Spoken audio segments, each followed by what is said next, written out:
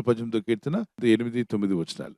మనుషులను నమ్ముకున్నట్టు కంటే యెహోవాను ఆశ్రయించుట మేలు, రాజులను నమ్ముకున్నట్టు కంటే యెహోవాను ఆశ్రయించుట మేలు. రాజులంటే ఎవరు? ఒక రాజ్యాన్ని ఏలేటువంటి వ్యక్తి. ఆ రాజ్యాన్ని ఏలేటువంటి రాజుని మీరు ప్లీజ్ చేశారనుకోండి, నీకేం కావాలో కోరుకో అంటాడు. నా రాజ్యంలో సగమైనా ఇచ్చేస్తా అంటాడు. అటువంటి రాజులు ఉన్నారా? ఉన్నారు. రాజులను నమ్ముకున్నట్టు కంటే కూడా యెహోవాను ఆశ్రయించుట మేలు. నువ్వు దేవుడిని ఆశ్రయించావనుకో, ఒక రాజుకి దేవునికి ఎంత తేడా ఉంది? ఒక రాజ్యానికి రాజు, రాజు అనే వ్యక్తి ఒక రాజ్యానికి రాజు. ఒక రాజ్యం ఎంత ఉంటుంది? మహా అయితే ఒక దేశం అయి ఉండొచ్చు, ఒక ప్రాంతం అయి ఉండొచ్చు. దానికి మాత్రమే రాజు. మరి దేవుడు ఎవరు అంటే ఆయన రారాజు, సర్వసృష్టికి రాజు అయి ఉన్నాడు. సర్వములు ప్రపంచమంతటికి, ప్రపంచములు అని రాయబడింది బైబిల్లో.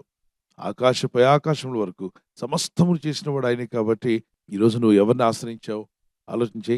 మనుషులను నమ్ముకున్నట్టు కంటే యెహోవాను ఆశ్రయించుట మేలు, రాజులను నమ్ముకున్నట్టు కంటే యెహోవాను ఆశ్రయించుట మేలు. రెండు విషయాలు మాట్లాడుతున్నాడు ఇక్కడ. మనుషులను ఆశ్రయించడం కన్నా దేవుని ఆశ్రయించడం మేలు అన్నాడు. రాజులను ఆశ్రయించడం కన్నా దేవుని ఆశ్రయించడం మేలు అన్నాడు. ఎవరా వ్యక్తి? దేవుడిని ఆశ్రయించి దీవించబడిన వ్యక్తి యోసేపు. అతను రాజును ఆశ్రయించలేదు. ఎవరిని ఆశ్రయించాడు? రారాజును ఆశ్రయించాడు. మరి అక్కడున్న మనుషులందరూ కూడా మనుషులను కూడా ఆశ్రయించలేదు. మనుషులు అతని మీద నిందలు వేశారు, బాధ పెట్టారు, చేయని పనులు చేశారని చెప్పారు, అవమానపరిచారు, దుఃఖపరిచారు. తన బెస్ట్ ఫ్రెండ్ కూడా తనకు విరోధంగా తిరిగి ఉంటాడు. యోసేపు అంత కృంగిపోయిన సమయంలో మనుషులు, రాజులు అందరూ కలిసి అతన్ని జైల్లో పడేశారు. మరి జైల్లో ఉంటూ కూడా అతను ఏం చేస్తున్నాడు? రారాజుకు ప్రార్థిస్తున్నాడు, దేవాతి దేవునికి ప్రార్థించాడు, మొరపెట్టాడు. ప్రిజన్లో ఉంటున్నాడు తను చేయని పాపానికి. చెప్పండి, చేసిన పాపానికి అయితే ఓకే, కానీ చెయ్యని పాపానికి శిక్షణ అనుభవిస్తున్నాడు. అది ఎంతో బాధాకరమైంది కదా. అతను చేయలేదు ఆ పాపం, కానీ చెయ్యని పాపానికి దుఃఖము, బాధ, అవమానము ఇదంతా ఎదురై తనకు తాను దేవుని సన్నిధిలో ఎంత కృంగిపోయి ఉంటాడు కదా. కానీ జైల్లో ఉన్న, ప్రిజన్లో ఉన్న ప్రార్థన మానలేదు. మరి పౌలు, శీలను మీరు గమనించండి, వారు కూడా ఏ పాపం చేయలేదు. వారిని తీసుకెళ్లి జైల్లో పెట్టారు, గాయపరిచారు. అయితే రాత్రి వేళ పౌలు, శీల దేవునికి ప్రార్థన చేస్తూ కీర్తనలు పాడుచున్నారట. కష్టాల్లో ఉన్నప్పుడు ప్రార్థన చేశారు, కీర్తనలు పాడారు. కష్టాలు ఉన్నాయి కదా అని చెప్పి మనం భయపడుతూ కూర్చోవద్దు, కానీ ప్రార్థిద్దాం, దేవుని సన్నిధిలో కీర్తనలు పాడదాం. పైనున్న దేవుడు వింటున్నాడు. నేను రాజులను నమ్మలేదు, రారాజును నమ్ముకున్నాను. నేను మనుషులు నమ్మలేదు, మనుషులు చేసిన దేవుని నమ్ముకున్నాను. నేను ఒక రాజ్యానికి అధిపతిని నమ్మలేదు, కానీ సర్వసృష్టికి అధిపతి అయిన దేవుడిని నమ్ముకున్నాను. దేవునికి స్తోత్రం కలుగును గాక. ప్రిజన్ లో ఉన్నటువంటి ఒక వ్యక్తి, ప్రిజనర్, సడన్ గా ప్రైమ్ మినిస్టర్ అవుతారని ఎవ్వరు ఊహించరు. యోసేపు జీవితంలో ఊహించిన కార్యం జరగడానికి యోసేపు ఏం చేశాడండి? ప్రార్థించాడు, ఆశ్రయించాడు. రాజులను ఆశ్రయించలేదు. ఎవరిని ఆశ్రయించాడు? మనుషులను ఆశ్రయించలేదు, కానీ మనుషులను చేసిన దేవుడిని ఆశ్రయించాడు. ఈ మాట చూడండి, 25వ కీర్తన 3వ వచనం. నీ కొరకు కనిపెట్టు వారిలో ఎవడనూ సిగ్గునందుడు. దేవుని కొరకు కనిపెడుతున్నాం 40 దినాలు. ఉదయకాలం, సాయంకాలం ప్రార్థనలో కనిపెడుతూ ఉన్నావు. ఒకవేళ ప్రజలు అనొచ్చు, నేను నీ స్నేహితులు, బంధువులు అనొచ్చు, ఏంటి ఆ ప్రార్థన వల్ల వచ్చే ఉపయోగం? ఎందుకు ఆ ఉదయకాల ప్రార్థన? ఆ 4 గంటలు లేచి ప్రార్థన చేయాలా? ఎవరి కోసం చేయాలి? ఎందుకు చేయాలి అని. కానీ నీవు దేవుని సన్నిధిలో మొరపెడుతున్నావు. నువ్వు దేవుని కొరకు కనిపెట్టుకుని ఉన్నావు కాబట్టి నీవు సిగ్గునందవు. ఒక రోజున దేవుడు నిన్ను ఆశీర్వదిస్తుండగా వద్దు వద్దు అని చెప్పిన వాళ్ళే నిజముగా నువ్వు ప్రార్థన చేశావు. దేవుడు నీ ప్రార్థన విన్నాడు. నీ భక్తి చాలా గొప్పది. నీ వల్లే నేను ప్రార్థన చేయలేకపోతున్నాను. నీ యొక్క ప్రార్థన, నీకున్న భక్తి చాలా గొప్పదని వారే నీ వైపు వచ్చి చెప్పే రోజు వచ్చునుగాక. అందుకే ప్రార్థించండి. 25వ కీర్తన 1వ వచనంలో చూడండి, నీ దిక్కునకు చూసిన ఆత్మను ఎత్తుకొనొచ్చున్నా అన్నాడు. అంటే దేవుని దిక్కునకు మన ఆత్మను ఎత్తుకోవాలా? అవును. యెహోవా, నీ దిక్కునకు చూచి నా ఆత్మను ఎత్తుకొనొచ్చున్నాను. నా దేవా, నీ యందు నమ్మిక ఉంచున్నాను.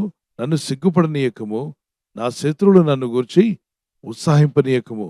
3వ వచనంలో, నీ కొరకు కనిపెట్టు వారిలో ఎవడనూ సిగ్గునందడు. ఆమేన్. ద్రోహం చేసేవారు సిగ్గుపడతారేమో, కానీ దేవుని కొరకు కనిపెడుతున్న తమ్ముడు, చెల్లి, పెద్దలు ప్రతి ఒక్కరు ప్రపంచంలో నువ్వు ఎక్కడున్నా నీవు సిగ్గుపడాల్సిన అవసరం రాకుండా దేవుడిని తలెత్తే రోజు వచ్చునుగాక. అంటే దేవుడిని నిన్ను ఆశీర్వదించే రోజు, దేవుడిని దీవించే రోజు, దేవుడిని నిన్ను బలపరిచే రోజు రాబోతుంది. ఆ దినమున నీ చుట్టూ ఉన్న వారు నిన్ను చూసి ఆశ్చర్యపోతారు. కాబట్టి నేను అవమానపరిచిన వారు కూడా ఆశ్చర్యపోయే రోజు రాబోతుంది. Exodus chapter 2:23. నిర్గమకాండము 2వ అధ్యాయం 23వ వచనం. ఇశ్రాయేలీయులు తాము చేయుచున్న వెట్టి పనులను బట్టి నిట్టూర్పులు విడిచుచు మొరపెట్టుచుండగా తమ వెట్టి పనులను బట్టి వారు పెట్టిన మొర దేవుని యొద్దకు చేరెను. They were in bondage. వారు బానిసత్వంలో ఉన్నారు. They were slavery. వారు బానిసలుగా ఉన్నారు. Somebody are boss over them. వారి పైన ఇతరులు అధికారం కలిగి ఉన్నారు. Pharaoh is ruling them. ఫరో వారిని ఏలుచున్నాడు. Taking all their energy and strength. వారి బలము శక్తిని అంతటిని తీసుకుంటున్నాడు. Giving nothing to them. వారికి ఏమీ కూడా ఇవ్వటం లేదు. And they are working from morning till evening, but they will not get any wages, only just a piece of bread. వారు ఉదయం నుండి సాయంకాలం వరకు ఎంతో కష్టపడి పనిచేసినా ఏ మాత్రం కూడా జీతం పొందడం లేదు, కానీ తినడానికి ఒక రొట్టె ముక్క మాత్రం తీసుకుంటున్నారు. They were brutally treated, very ill treated by Pharaoh's army. మరి ఫరో సైనికుల చేత చాలా కఠినముగా వారు హింసింపబడ్డారు, చాలా నీచముగా చూడబడ్డారు. They were critically going through a critical situation in their life. వారి జీవితంలో చాలా కఠినమైనటువంటి పరిస్థితి గుండా వారు వెళుచూ ఉన్నారు. Because of the pain, they went back to their small tents and they lifted up their hands and they started crying before God. ఇటువంటి వెట్టి పనులను బట్టి వారు నిట్టూర్పులు విడిచుచు వారి గుడారంలోనికి వెళ్ళినప్పుడు See how they దేవునికి pray. ప్రార్థించారు. Lifting of hands, oh God, help us. చేతులు పైకెత్తి దేవా మాకు సహాయం We చేయమని are suffering.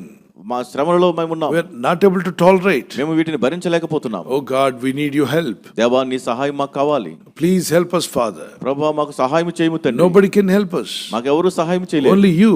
నీవు మాత్రమే. Send your help.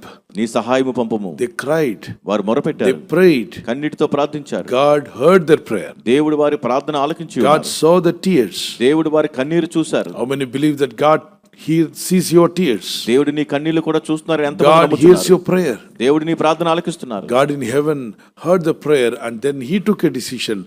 I must deliver these people because my people are crying. Chapter 3 verse 7.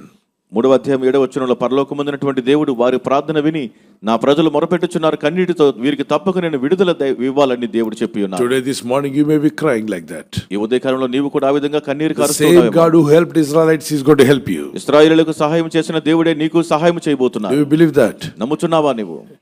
God in heaven, he listens to our prayer. పరలోకమందున దేవుడు మన ప్రార్థనలు వినుచున్నారు. ప్రార్థన చేసుకుందాం. ప్రభా ఈ వాగ్దానం నా పట్ల నెరవేర్చమని వారు కన్నీళ్లతో ప్రార్థిద్దాం, పట్టుదలతో ప్రార్థన చేద్దాం, హృదయపూర్వకంగా ప్రార్థన చేద్దాం. ప్రభా ఈ వాగ్దానం పట్టుకుని ఎవరైతే ప్రార్థిస్తున్నారో వారి జీవితంలో ఎదురైన ప్రతి ఆపద నుండి, శోధన నుండి, శ్రమ నుండి వారిని విడిపించి నీ సాక్షులుగా వారిని నిలబెట్టుకోమని వేడుకుంటున్నాను. ప్రభా విడుదల పొంది స్వస్థత నుండి, ప్రతి అపాయం నుండి వీరు తప్పించబడి నీ గురించి సాక్ష్యం ఇచ్చి నన్ను ఘనపరిచేవారిగా వీరిని, వీరి కుటుంబాలను దీవించమని వేడుకుంటున్నాను. వీరు ఎదుర్కొంటున్న ప్రతి శోధనలో వీరికి సహాయం దయచేయండి. ఆశ్చర్యకరమైన నీ హస్తము చాపి వారు ఏ స్థితిలో మునిగిపోతున్నా, ఎలాంటి ఆర్థిక ఇబ్బందుల్లో మునిగిపోతున్నా వారు మునిగిపోకుండా వారిని లేవనెత్తబోతున్నాం నాయన. ఈ దినము, ఈ వారంలో, ఈ నెలలో, ఈ సంవత్సరంలో ఎన్నెన్నో కార్యాలు చేయాలని వారు ఉద్దేశించి ఉండగా వారి ఉద్దేశంలో సఫలమవులాగున ఈ ప్రజలు చేస్తున్న ప్రయత్నాలు ఫలింపచేయండి. ఈరోజు ప్రార్థించి ప్రయత్నించబోతున్న శంకుస్థాపన అయిన, గృహప్రవేశమైన, ఒక బిజినెస్ ప్రారంభిస్తున్నా, ఉద్యోగ ప్రారంభానికి వెళ్తున్నా, ఒక మంచి కార్యక్రమాన్ని ప్రారంభిస్తుండగా, నేను వారి బిడ్డల వివాహం కొరకు ప్రయత్నాలు చేస్తుండగా వారు చేస్తున్న ప్రయత్నాలు ఫలించలాగున మీ దూతలకు ఆజ్ఞాపించండి. మీరు ఆజ్ఞాపిస్తే కార్యాలు జరుగుతానైనా.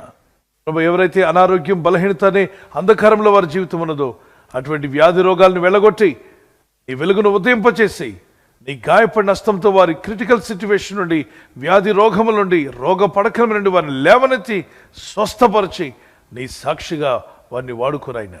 ప్రయాణం చేసి బయటికి వెళ్తున్న వారు మళ్ళీ తిరిగి క్షేమంగా ఇళ్లకు వచ్చేటకు సాయం దయచేయండి.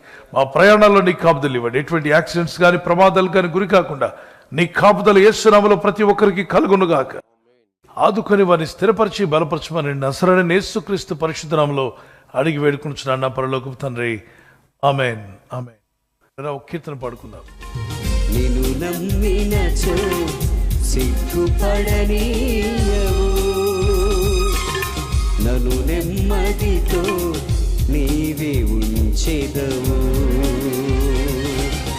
ఆపత్కాలమున నమ్ముకొనదగిన, ఆపత్కాలమున నమ్ముకొనదగిన యేసు నీవే ఆధారము, యేసు నీవే నా ప్రాణము, యేసు నీవే ఆధారము, యేసు నీవే నా ప్రాణము. బర్త్డే జరుపుకున్న వారికి happy birthday to you, many more returns of the day. May the Lord bless you. ప్రభునామాన్ని కనపరుస్తూ మీరు ఆనందంగా దినమెల్లా దేవుని స్తుతిస్తూ ఉండాలని ప్రార్థిస్తున్నాను. మీకు ప్రామిస్ వర్డ్ ఆఫ్ గాడ్ నుండి, దేవుని వాక్యం నుండి, ప్రొవెర్బ్స్ చాప్టర్ 1:33, సామెతలు 1:33 వచనం.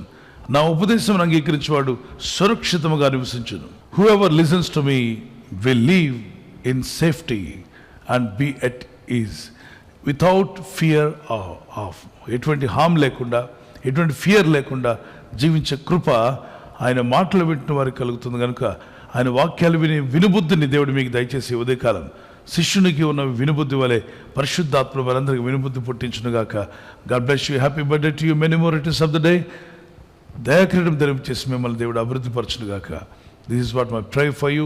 మే the Lord continue to bless you and give you long life. God bless you.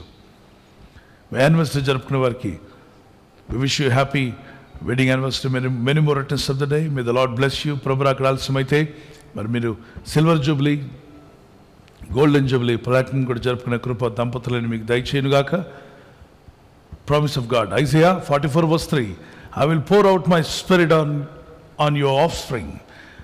నీ సంతతి మీద నా ఆత్మను కుమ్మరించేదను. భార్య భర్తలను మిమ్మల్ని దేవుడు దీవించి, గర్భఫలం లేకపోతే ప్రభు మీకు గర్భఫలం అనుగ్రహించి, పిల్లలు గలవారు మీకు మీ పిల్లల మీద, మీ సంతతి మీద దేవుడు తన ఆత్మను కుమ్మరించునుగాక. ఆమేన్. ఇద్దరి మధ్యలో ఐక్యత, ఏక మనసు, లవ్ అండ్ ఎఫెక్షన్ మీ ఇద్దరి మధ్యలో పరిశుద్ధాత్మను ఇంక్రీజ్ చేయనుగాక. God bless you.